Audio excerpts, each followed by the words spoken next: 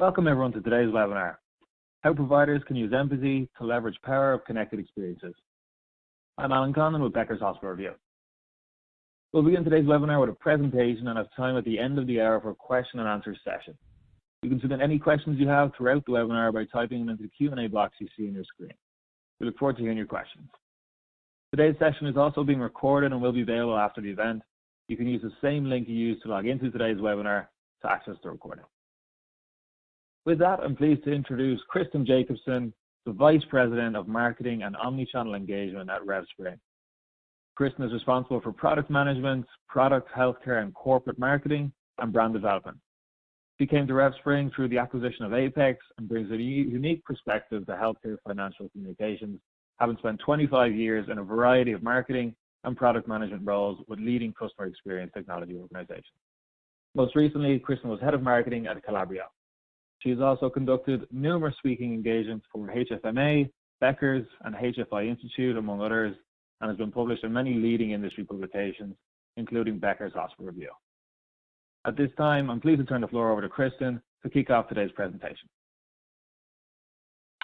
Thanks so much, Alan, and welcome everybody today. Thanks for taking an hour, a little less, to talk about a topic that's near and dear to my heart. And I presume by your attendance near and dear to yours, and that's really how we think about patient experience and how we think about kind of holistically improving patient experience. This is the first time I've given this presentation, so I'm excited to go through it with you today. But I always like to just start these sessions with just a thank you to all providers who are joining today and for the work that you do every day and the career you've chosen, especially in the last couple of years. Obviously, all industries and all humanity have been impacted by what's going on the planet, but I think nowhere is that more true than the healthcare organization. We're trying to take care of patients and take care of the financial health of the businesses, and the challenges of that have just been more challenging than ever over the last couple of years. So just thank you for your continued commitment to the industry. The other thing I just wanted to kind of focus in on before we get into the meat of the webinar is the word empathy. So we're going to talk a lot about empathy today, and I love the word empathy because to me, when I think about empathy, it really has a double meaning.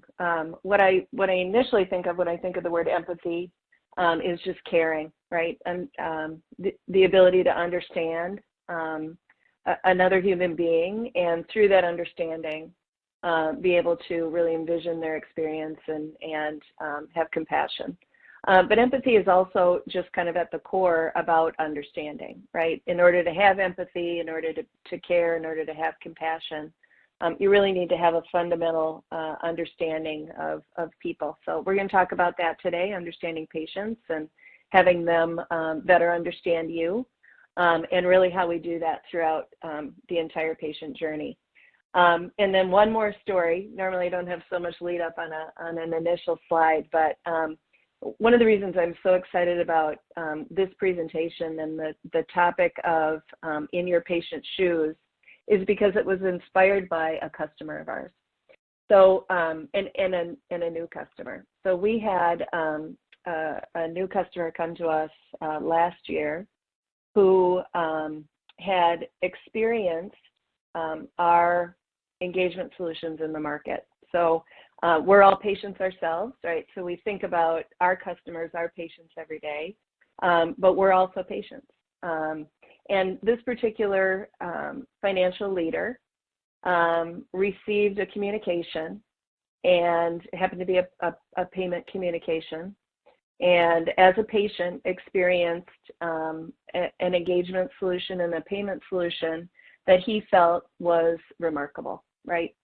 Easy to interact with, easy to understand, respectful of his time, very kind of quick and empathetic in terms of how he could resolve that balance that he had. And I think the thing that's really interesting about that is he thought about, in that experience, the experience that they were delivering as an organization to their parents, to their patients.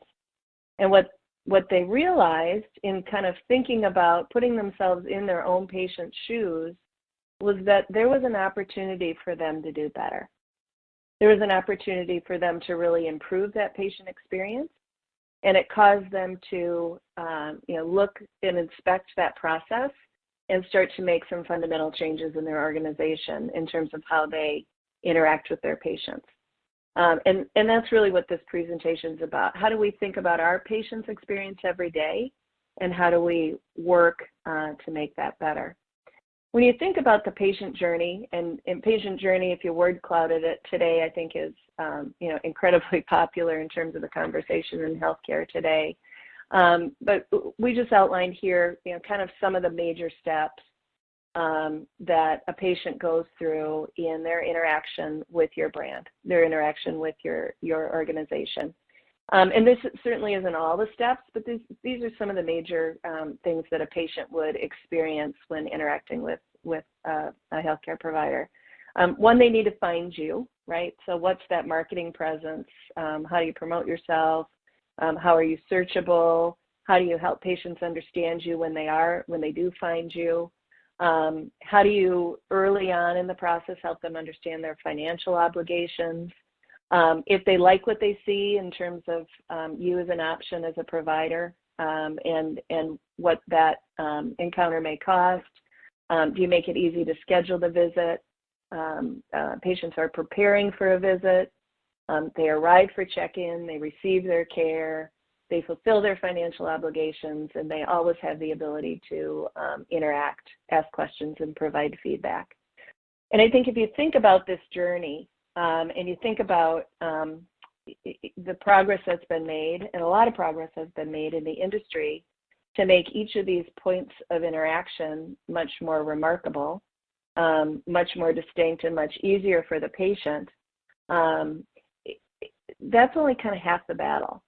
Because when a patient interacts with you, it's not just their billing experience, or it's not just how they receive appointment reminders, it's not just how they find you on the website. The collection of those experiences is really what defines how they think about you as a brand. So it's really not enough just to look at those each individual points of interaction and make them each excellent by their own right. But we really have to challenge ourselves to think about, from the first time that a patient interacts with us to the time that they pay that bill and are able to provide us feedback, what does that full experience look like? And are we looking for opportunities to really connect those experiences and connect those dots so that we're making it as easy, seamless, frictionless, and empathetic for patients as we can? And that's really what we're going to talk about today. So, empathy is two-way, right? So if you have a conversation with a patient, if you're building a relationship with a patient, that's a two-way street, right? We need to understand our patients, and they need to understand us. So the things that we need to seek to understand about patients throughout that journey, right, and utilize everywhere as data is what's their ability to pay, right? How do they prefer to engage? What channels are best for them? Not just what they prefer, but what they actually interact with. What's their insurance coverage, right? That impacts how they interact with a provider and how they might resolve their balance. What care they receive, whether it's a simple procedure, whether it's a more complex or even more dire sort of a healthcare procedure. That impacts how they interact. The feedback that they give us and our response to that feedback impacts how they think about us. Do they understand their financial obligations, right? How early in the process are we doing that? What have they done in the past, right? What can we learn from in terms of how they engage or how they've interacted in the past? What have they given us permission to do?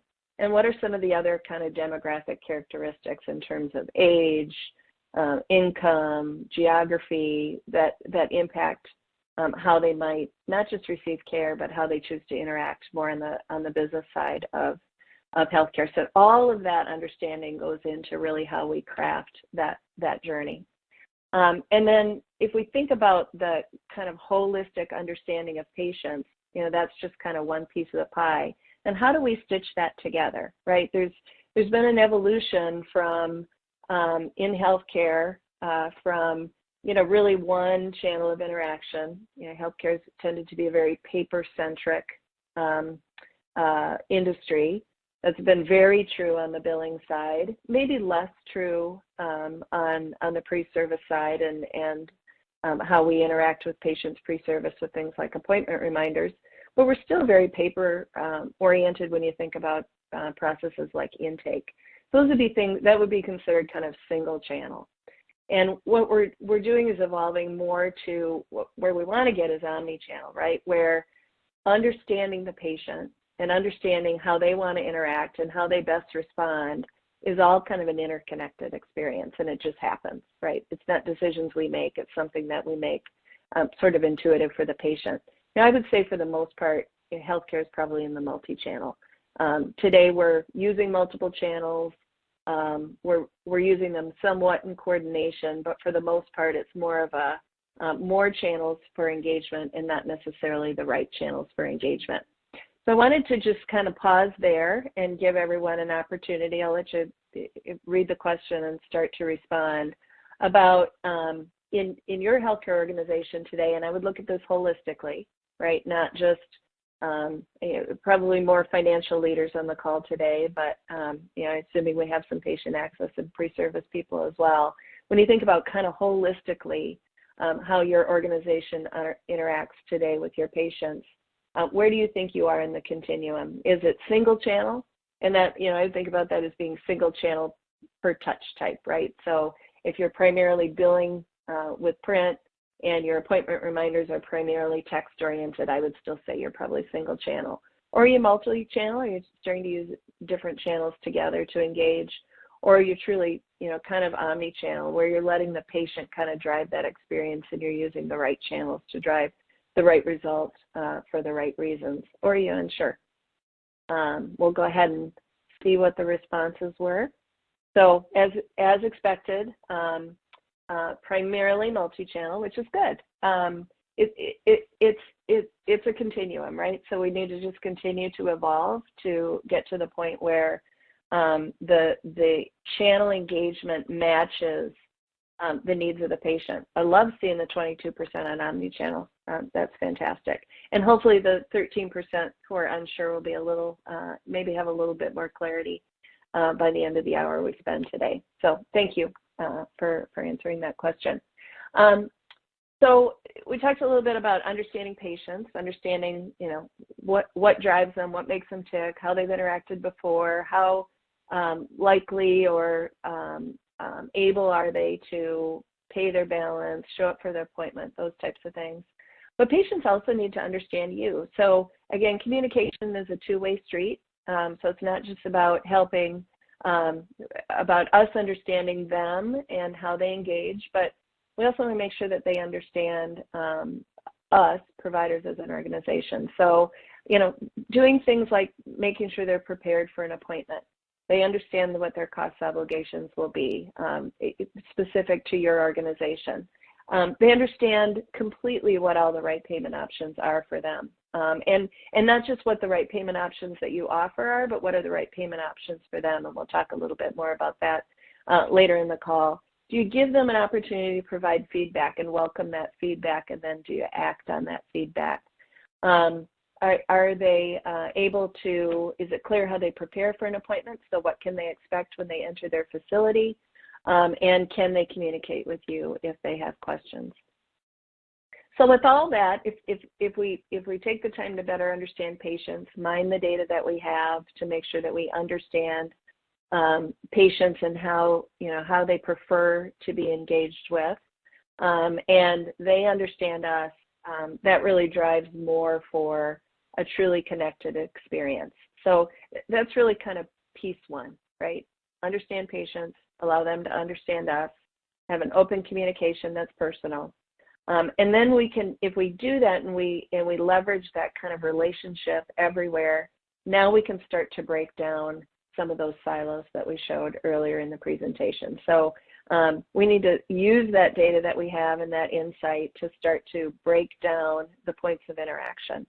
That helps us be more consistent across touch points, right? So as an example, if we understand that a particular patient during the pre-service experience is highly interactive in a given channel, text communications, for example, if we don't have consistency of understanding, if we don't have consistency in kind of one central view of the patient, we might pick up that billing communication conversation with a printed communication when we know that that patient's able to be highly engaged in a text channel. So that's, how we kind of start to leverage that understanding everywhere in that process. And it does transcend, preparing for care, receiving care, and then billing. And really starts to break down silos in terms of understanding what's working for patients and what's not. So I'm going to kind of take us through each of the steps in that patient journey and in that patient continuum, and just talk a little bit about things that we can do that many of you are probably doing already to make that experience itself better in terms of understanding patients and helping them understand you. But I also want to talk a little bit about how we take that particular point of interaction and connect it to other points of the patient journey. So if you think about all the things that make up the pre-service experience, and again, we just picked 4. Obviously, there's more points of interaction, but they start by shopping for service, right? They're looking for a service option. They're looking for a provider. They're looking for somebody who matches them well in terms of the kind of care that you provide, what your facilities are like, how quickly they can schedule an appointment, what the cost of services would be throughout your organization. Really that kind of marketing first interaction with the patient. Understanding their financial obligations, more and more providers are doing that sooner in the process, not just through price shopping, but through an estimate process that helps them really understand and provide clarity about what that financial obligation would be. Remembering their appointments, right? So if they've chosen you, how do you make sure that they honor that appointment, that they're well prepared for that appointment? So when they come to see the doctor or show up for that procedure, it's a really great experience because they know exactly what to expect with your facility. 49% of patients, we do a lot of surveys at RevSpring, and one of the things that we find is that patients are inspired by more information. So 49% of patients have said in our surveys that having clear information on what their out-of-pocket costs will be helps them to make a decision about a healthcare provider. So if you're making it easy to shop those services on your site, if you're making it easy for them to understand those estimates pre-service, that's having an impact on how they choose you. The other stat that's not on the slide is, I think it's 69-70% have a better likelihood of paying that balance if they understand it up front. So, the things and actions that we take pre-service definitely have a downstream impact on just our relationship, our ability to acquire patients, and then how ultimately they pay for those services. So things to think about, how you make that really an excellent experience when patients are looking for service. Are you complying with those price transparency and no surprises act rules? Are you providing those shoppable services on your website? If there's out-of-network charges, is that clear in your communication stream? That's kind of the blocking and tackling of those regulations. But then think about just what that experience looks like for your patients. Have you tried to find yourself? Have you Googled your organization and tried to find yourself online? And then when you do that, how easy is it for them to find those shoppable services on your site? And then how easy is it for them to take that next step to send that information to themselves so they have kind of that summary of what those charges might be? Can they schedule an appointment right from that experience? So again, not just making sure that the price transparency experience is great, but how does it lead them to that next point of interaction with your healthcare organization? So again, price shopping should be, first and foremost, easy on your site. Just go through that experience, understand as if you were a patient, whether or not it's clear to you, whether or not it's concise. And, assuming you have that working on your site, there's a high probability that you're doing that well already. But then what are those next steps, right? Can they, from that answer, from those shoppable services, can they click to schedule a visit? Is that really clear on within that one experience? Could they maybe email or text themselves an estimate? If we provide those types of options when they're doing that price shopping or when they're asking for an estimate, we can start to understand channel preference, right? So if I provide a patient that I've never interacted with before who's considering me for care, if I provide them with options about how they want to receive communication from me, I'm starting to learn very early on in the process what's the best way to interact with them once they become a customer, once they become a patient. So again, look forward to what that next step is. How does that help them prepare for the receipt of care, and how does that understanding of the potential financial obligations help them post-service to prepare to pay for those services once they've interacted and received that care. So next I want to talk just a little bit more about understanding financial obligations more from a price estimation standpoint. So if you're doing price estimation within your organization, what does that look like? Do you need to interact with your staff members in order to do that? Are there simple ways that they can self-serve to get a price estimate with very simple inputs? Obviously, some procedures are more complicated than others to get an accurate estimate, but for simple procedures, is that something that they can self-serve? Again, can they request a copy of that estimate? Can we do things to give them confidence about the estimate's accuracy? One of the things that we like to do with our customers is really help score those estimates so that the confidence in the accuracy helps inform how we use those estimates. So if we're doing an estimate on a simple procedure and there's a high likelihood that that's an accurate estimate, that's something that, one, we can share with the patient, that we have a high confidence that this is the balance that they're expected to owe after they take that care. But it also gives us some insights into how we might start to ask for payment even pre-service. So if I have high confidence that my estimate is very accurate, I have higher confidence that I can request a payment before the procedure, and that's going to be an accurate reflection of the payment that they're going to eventually owe. So really understanding based on analytics what the likelihood for that estimate to be accurate is a really great way to start the conversation off right in terms of preparing the patient for what they're expected to owe, but also starting to ask them for payment pre-service. And then also look at, if we have an estimate and we have a propensity to pay model that you're using in the organization, how do those two things come together, right? So if I know the patient's propensity to pay and I know the estimate is either low or high, how does that impact how I might ask a patient for payment pre-service, or even prepare them for how they will be able to resolve that balance post-service? For example, if I have a patient who has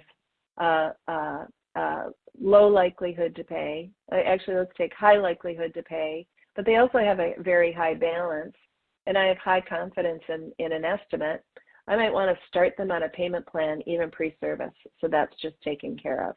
Again, using all those data elements to inform how we interact with the patient in a way that really respects what we understand about them, what they owe, how they're likely to be able to pay, and how they're likely to interact. So again, just kind of a summary of what I've already talked about, understanding the estimate, understanding those financial obligations, making sure that we understand, how accurate those are likely to be, and having that really inform how we start to prepare patients to make those payments, not just understand the balance, but help them prepare for how they're going to pay in full, payment plans, or possibly even financial assistance if they potentially would qualify. The other dot that's really important to connect is, because we all know that estimates aren't always 100% accurate, even with the best tools, is how do you connect that dot once the patient does receive their statement? So if you're providing an estimate up front and the ultimate balance that they owe is different from what was originally estimated, make sure that that's understood, right? That's something that can be communicated on the statement. That's something that could be available to your CSRs in the call center so that they can help the patient understand that. So really bridging that gap between the estimate and the eventual statement to eliminate confusion goes a long way to giving that patient confidence once they do receive that statement, if it is different than what the initial estimate was. So next we'll talk a little bit about remembering visits. So, you know, we've started to learn a lot about the patient through this process. We've got some insight in the channels they like to interact with. We have some understanding of their balance. Maybe we have an understanding of a prior balance. And now they're preparing for care. So, you know, based on what we've understood with them about how they've interacted before, how do we start to make sure that how we're reminding them to honor that appointment is appropriate for them, right? Have they interacted a lot with text communications? Have they only responded to email? Do they not respond to digital communications at all? And do we need to introduce maybe phone calls or maybe even printed communications if that's a better channel? So, you know, kind of starting to build out that profile of the patient so that appointment reminders are noticed and interacted upon. Also, if they can't honor the appointment, how do you connect them to the next step, which is don't just allow them to tell you they can't make the appointment, right? Let's try and fill those seats, right? So give them the opportunity to, from that same application, very easily reschedule that appointment if they do need to cancel, so that you're keeping that utilization and appointment adherence high. The other thing is that we wanted to talk about is just that process of preparing patients for their visits. So getting them to honor that appointment certainly is critical. A lot of times those are digital interactions. And then a lot of times they get to the facility and they're handed a clipboard to fill in any information to prepare the clinical team and the business office to get all the information that we need prior to that appointment. So if you think about that process, right, now we've had this digital experience with patients, and now potentially we hand them a clipboard. Now they're entering all that information. Because it's a disconnected process, right, all that data that might have resided in that digital experience, there's no way to connect that to that piece of paper. So if we can move that more to a digital experience, all the things that we already know about the patient can all be pre-populated within that digital experience. They can, of course, go through that. They can validate it. They can change it if it's no longer accurate. They can even start to fill in that information now at their house. So if you think about how we could connect that experience, we're sending them appointment reminders. They've confirmed during that process that they are going to be able to honor the appointment. They will be there for their service. They understand what they need to prepare. Why not give them the paperwork then? Have them click a link. They can start in their living room watching TV the night before, entering that information. They can stop. They can complete it when they get to the facility because it's all a digital experience. And now that's all captured as data. So now that clipboard that you're handing to your patients, that they're filling in with a pen, that they're handing back to the staff in your facility, and they have to go key into the system. Now that's all a digital experience, and it starts to kind of connect that data and connect those different points of interaction.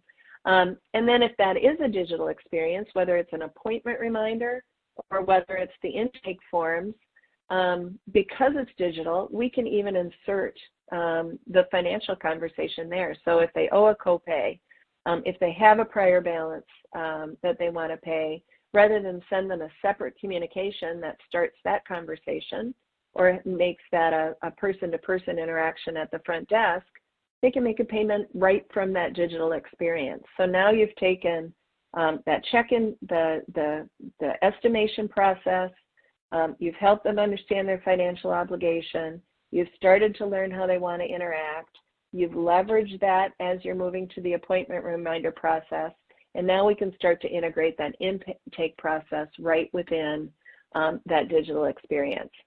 So just a quick survey, this one should be quick to answer. For intake today, are you using paper, digital, some combination of both, or are you unsure? This one will be interesting, and I think it probably has a lot to do with the types of organizations that are joining today, because I think some have just adopted a digital experience faster than other organizations. So it'll be interesting to see the responses here. So I'll go ahead and move that forward. So both, okay. And nobody doing paper. That's fantastic. That's great. Nobody doing paper alone, I should say. So I did not expect such a high digital interaction point. So that's great to see. So again, just a summary here. Use reminders to alert patients and use those appointment reminders to have that financial conversation. There's no reason that a patient should get a text communication in the morning that says they have an appointment and will they confirm it, and in the afternoon get a communication that says they have a prior balance or they owe a copay, right? If we start to marry those points of interaction, it's a much easier experience for patients and eliminates the multi-touch kind of noise and confusion that you get when you don't start to integrate those channels. And another thing on intake, so it's a great opportunity to make sure we're capturing things like, if we don't have it, an email. So if we've texted them that form and we don't have an email, we can capture that email. Vice versa, if we have an email and we don't have a mobile number, we can capture that. So we really have that complete picture of the patient and even ask them what their preferences are. We like to look at both a combination of what patients explicitly say their preference is and what the data tells us they actually interact with, in order to kind of be prescriptive about how we set up journeys for interaction based on what the best channels are. So use those digital forms to collect that digital consent, if you will, pre-service, so that you can continue to use that to engage with the patients in the ways that fit them best. So then point of service, so checking in, so not just the intake forms, but just the fact that they're there for service. So one of the applications that we introduced during COVID is the ability for a patient to notify the provider that they have arrived for care, right? And this was really driven when providers were starting to open up their exam rooms, but not their waiting rooms, right? So how do we make sure that we're providing a less exposed experience while they're waiting to see the doctor? And maybe they could do that from the car. Obviously, we're moved a little bit beyond that with COVID, but this is something that patients could do even sitting in the waiting room. Just do that check-in, make that copay without having to really spend a lot of time interacting potentially with the pre-service staff. So that check-in process that could or could not be coordinated with the intake forms, so that they're paying copays and past balances, and then obviously receiving that care. So again, do they have the option to bypass a physical waiting room? Do you let them make a copay with the device in their hand, one of the things we're seeing more and more providers do is allow, rather than credit card machines at the front desk, if you can send a link with those intake forms or with that check-in process to the patient, they can actually sit in your waiting room and process their payment with the device in their hand. Some are doing it as a supplement to the card swipe devices in the facilities, but others are using it to completely bypass having to have that expense of having that card swipe device and just allowing patients to control their full healthcare experience on the device in their hand. Do they understand their financial options during that check-in process if you haven't communicated those before? And do you allow them to really handle that check-in process from quote unquote everywhere, whether it's their house, their car, or the facility? So just a question about virtual waiting rooms. Is this something that you're employing in your practice?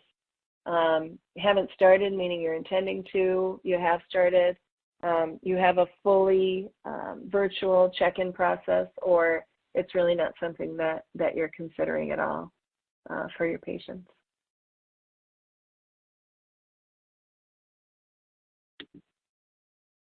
Okay.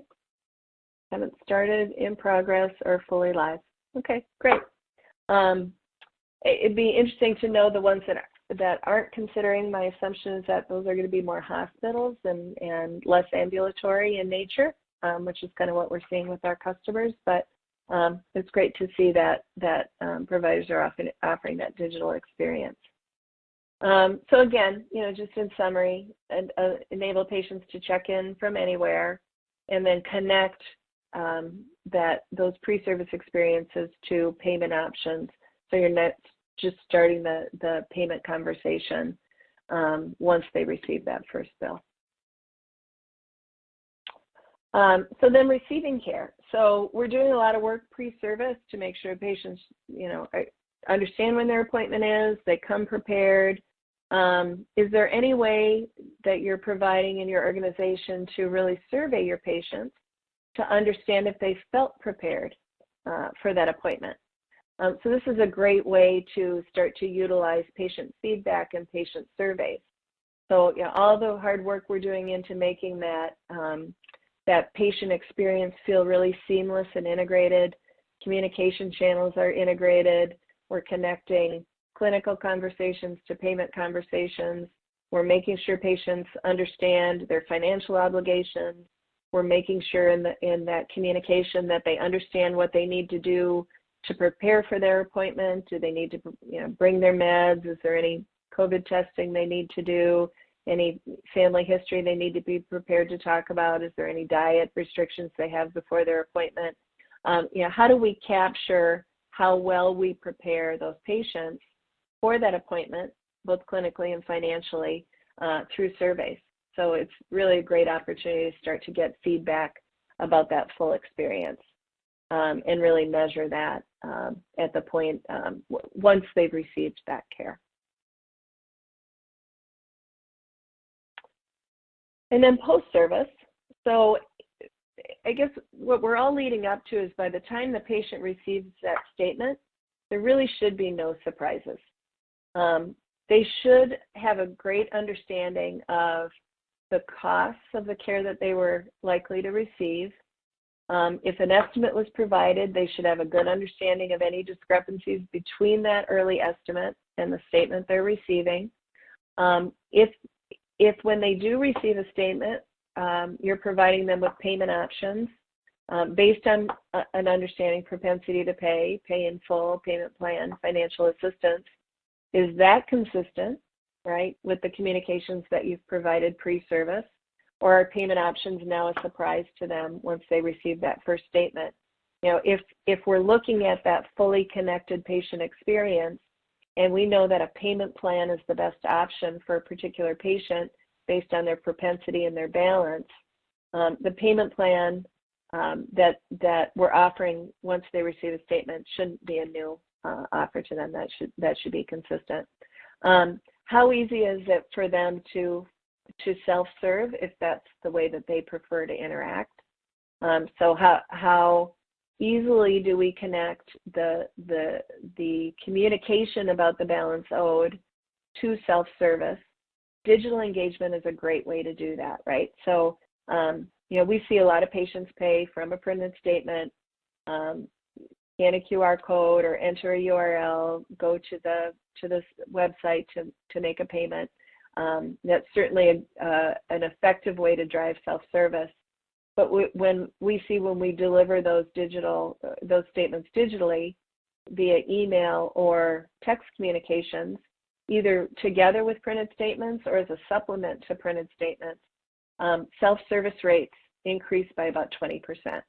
So if one of your strategies is to move patients from writing checks or calling into your call center to make a payment, digital engagement, either as a supplement to print or in some cases a good replacement to print, is a good way to drive up those self-service numbers. And again, it's not just using all those digital channels. We've learned a lot from these patients about how they prefer to interact. If they've never interacted digitally with you pre-service, statement in the mail is probably the best option, right? And the data will tell you that. The analytics will tell you that. But if all of your communications pre-service, if they've responded via text, that's probably the best channel to start with for statement delivery. And certainly if they don't respond to that for payment communications, you should have the ability to kind of flow over to other modalities as well. So if we use kind of that smart engagement platform, and I should mention customer service outreach. Again, this is one of the places that we see that the experience tends to kind of break down in many provider organizations, where the portal and what the CSR sees if a patient does call in is not connected. So you can imagine if a patient receives a statement that's promoting a payment plan kind of as a primary offer, and they call into the call center and the agent asks them to pay in full, that's going to create discord for the patient. So again, connecting that patient data, connecting that best offer through all those points of interaction is really the best way to earn patient trust and ensure that we're delivering the best possible patient experience. So when we do that, when we connect all that together, it's not just great for the patient. We also see benefits for the provider in terms of overall increases in yield, shorter days to pay, so we're actually able to accelerate time to payment, which is obviously great for providers and good for patients as well, because it really demonstrates that it's a more convenient way for them to make payment. And then true increase in payment rates. So if you look at billed rates, we see about a 1 to 1.5% true increase in the dollars collected off of those billed rates. So when you're thinking about the statement delivery process, obviously, is everything clear? Is it easy to read? I think as an industry, we're doing a great job there, and have come a long way in terms of making the statement communications much easier for patients to understand. But how should it be delivered, right? We're having a lot of conversations with providers about what's the best balance, right? Should we be digital only? Is print still the best channel for billing communications? And our answer is always it depends on the patient, right? So different patients respond to different things, and you really need to let that data and our understanding of the patient drive those decisions about what channels we use for what patients. Again, connecting, an understanding of what they owe, having that be truly consistent throughout that process. Any pre-service payments that they've made, is that accurately reflected on your statement, right? So are you connecting those financial dots on the statement communications? And then another thing that we see is a big experience booster for patients and also accelerates payments is when you think about a lot of complex care where the patient goes to the doctor and they receive, obviously the services from the provider, but they also have some lab or blood work done or something like that, or an anesthesiologist maybe is in the picture, and they get multiple statements. that causes confusion for the patient because they really think of that as one experience. When they go to the doctor, they don't think about the fact that they're getting 3 to 4 different services. They think about that as one experience. So if you can combine all those charges onto one master record, so they have the ability to pay from really from one experience, that really eliminates confusion for the patients, and we do see an acceleration of payments in that environment. So again, everything that patient does to prepare for a visit, everything we learn about them pre-service in terms of how they want to interact, what their balance is, whether or not they're interested in an estimate, how they've received that estimate, should be consistent with the conversations that we have once they actually go to fulfill those financial obligations. So I think the last point is just talking a little bit about self-service. And I think we usually think about self-service as the kind of the online portal, whether you're doing that through your AEHR or whether you're using a standalone payment portal. But self-service really can be reflected in a number of different ways. We're seeing more and more providers lean to more of a true text-to-pay experience where you're working to have a stored card on file. Another great application for patient intake. So if they're making a copay pre-service and they're using a favored credit card, you can store that card and then leverage that in the billing and payment experience. So you don't even have to, they don't even have to go back to a portal. They can literally just say pay now from their phone and they fulfilled that obligation. So text as a channel is more and more becoming a self-service modality in its own right. Some people still prefer phone call. So are you offering the same self-service payment options in your portal as you do in your inbound IVR platform? So again, if they go to your portal and they call their IVR, are they getting the same options? Is that consistent based on the kind of the best payment options you've structured for them? And again, always are you tailoring those payment options to the patient's needs? So one more polling question, which is, what is the number one driver in your business for offering self-service payment capabilities? And more than likely, you have some combination of these that's driving a desire for self-service. But what we're really just interested in understanding is what's kind of the primary driver in your business today for self-service. And this, the question says payment, but I would have this really transcend payment and think about self-service capabilities throughout that full patient journey.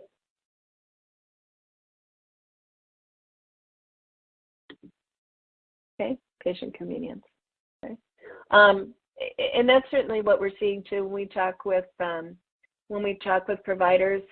Cost reduction is another big one too. I think just with the challenges of staffing right now, the ability for patients to have that convenience to self-serve has a huge benefit, obviously, to your some of the staffing challenges that you might be having in your organization. The less you have to have manual intervention to process those payments, whether it's posting of checks, if you're a smaller organization, or taking those calls over the phone, processing those payments over the phone.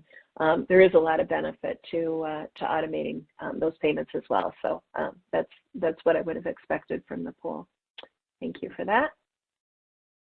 So again, just in summary, anything we can do to make the data that we've already collected from patients consistent, right, through that one digital experience.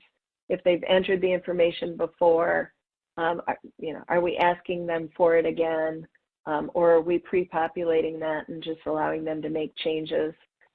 That's good for just data quality. It's also a better patient experience, obviously. Are the financial offers and balances consistent from touch point to touch point? And if they're not, are we taking the time in our communications, whether it's print or digital or in your call centers, to make sure that there's clarity around why there is disparity there, which goes a long way to earning patient trust.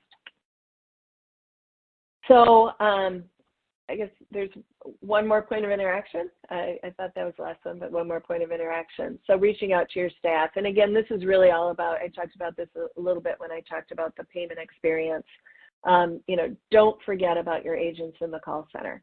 So, we want to do everything we can to make sure that the experience for patients, whether they're scheduling an appointment, getting an estimate, paying their balance, they're able to do that by themselves if that's what they prefer, and that's really easy to do.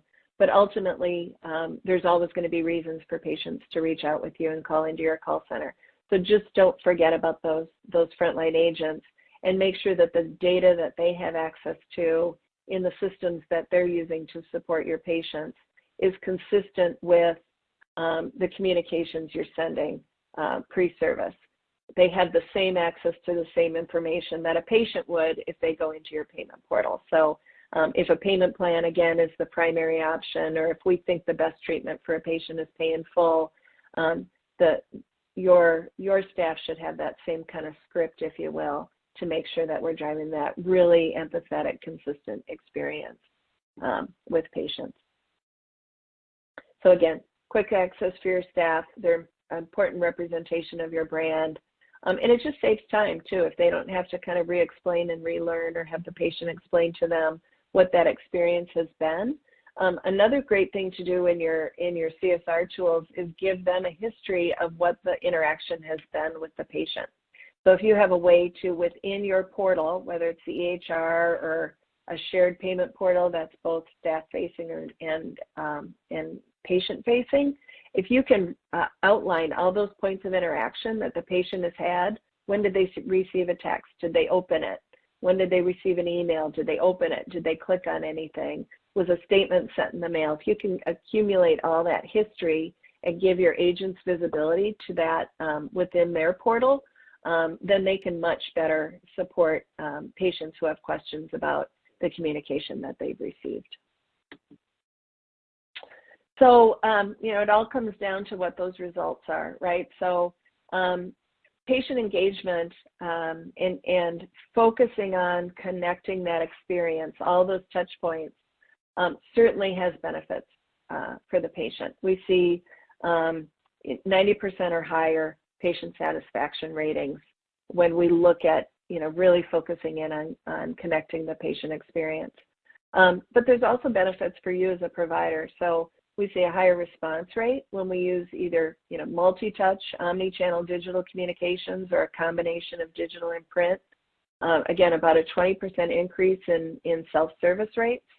When you use digital channels in the right way, the opt-out rates are really low, and that gives us indication that these are channels that patients want to interact with. So, and there are all sorts of models out there. There's, opt-in models, there's broad consent models, there's digital first models, and some providers use some combination of those. But, when you let the data drive the experience and continue to use the channels that patients are interacting with respectfully, we see opt-out rates are low, and that really is an indicator that patients are responding well to the channels. And then just acceleration of engagement. So typically, just because digital communications is a more immediate channel, we do see higher response rates, or accelerated response rates with those digital channels.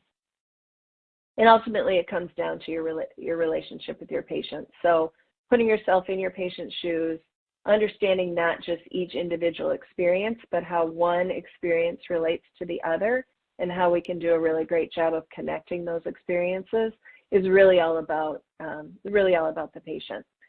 Securing their loyalty, helping them understand that you understand them, that you're empathetic to them, not just that you care about them, but you understand how to interact with them based on their preferences and their behaviors, which ultimately drives higher satisfaction. And we all know that satisfied customers come back for additional services. So really completes that kind of wheel of loyalty.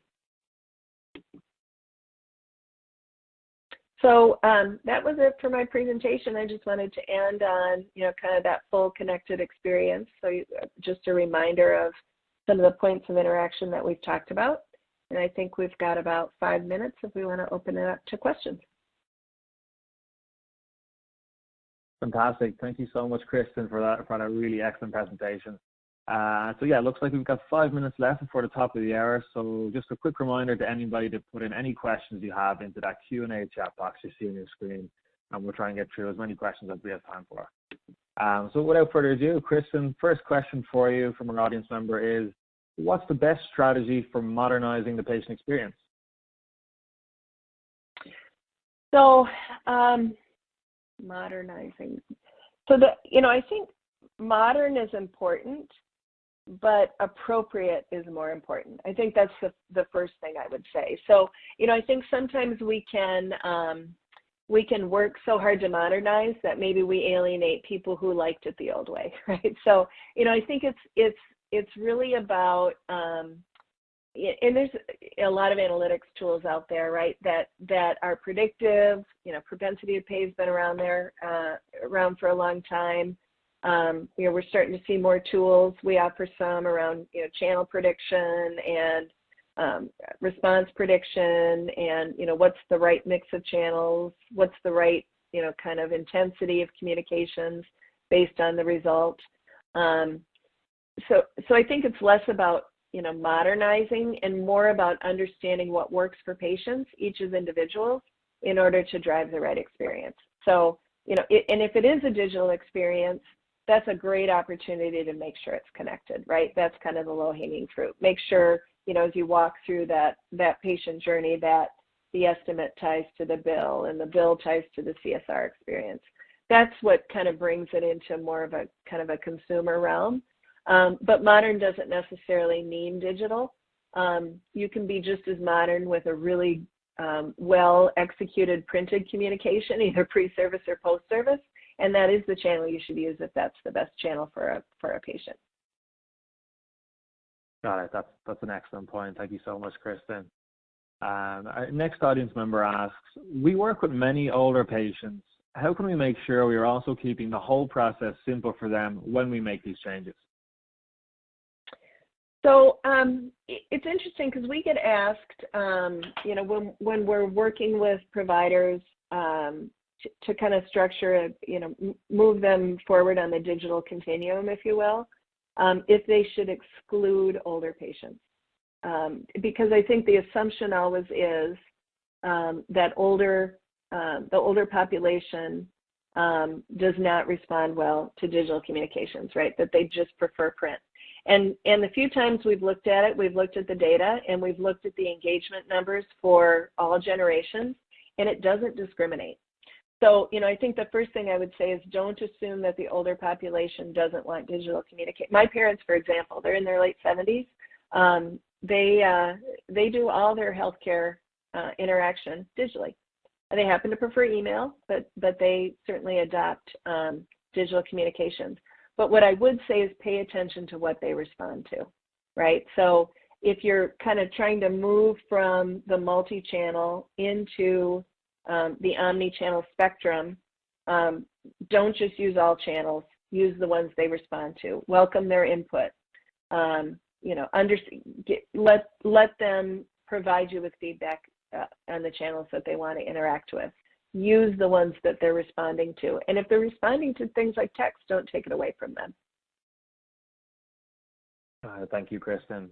Looks like we've got a couple more great questions come through. So far, it looks like we've got time for maybe one or two more.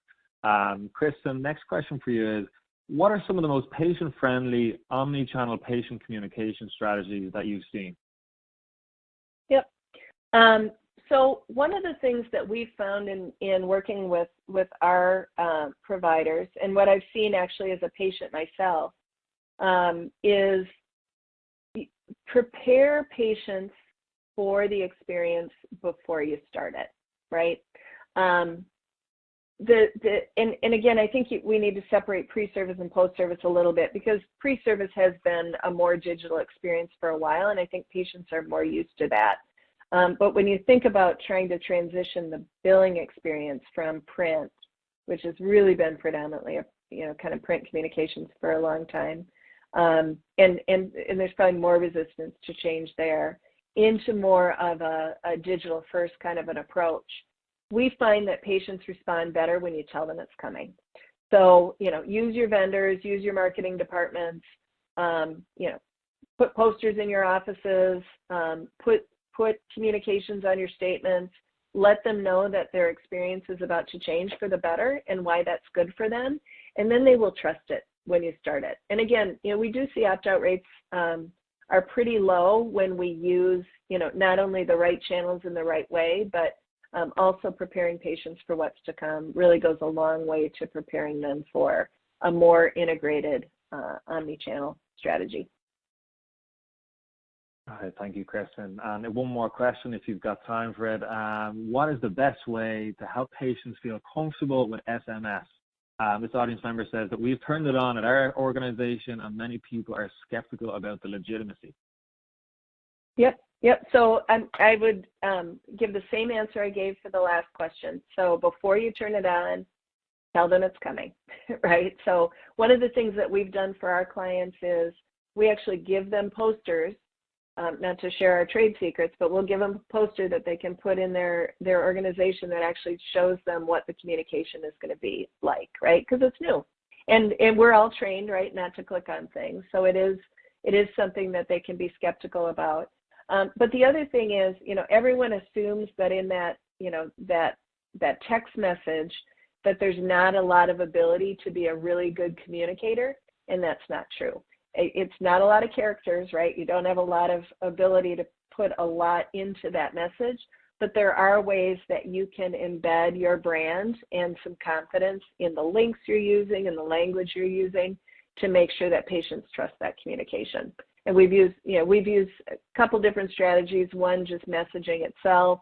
There are ways to kind of, send a pre-communication before you send the actual communication to kind of build that confidence. So there are ways to kind of ease them into that process and use, it really requires a lot of work around scripting that text to make sure that it's really clear who it's coming from and trusted. But if you take the time to do that work, you will see results. You'll see fewer opt-outs and less confusion. Awesome. That makes sense. Thank you so much, Kristen. And that is all the time we have for today. One more time, I'd love to thank Kristen for that excellent presentation and her insight in that Q&A section of the webinar. And also RevSpring for sponsoring today's webinar. Please enjoy the rest of your day, and we look forward to having you join us for future webinars. Thank you. Thanks, everybody.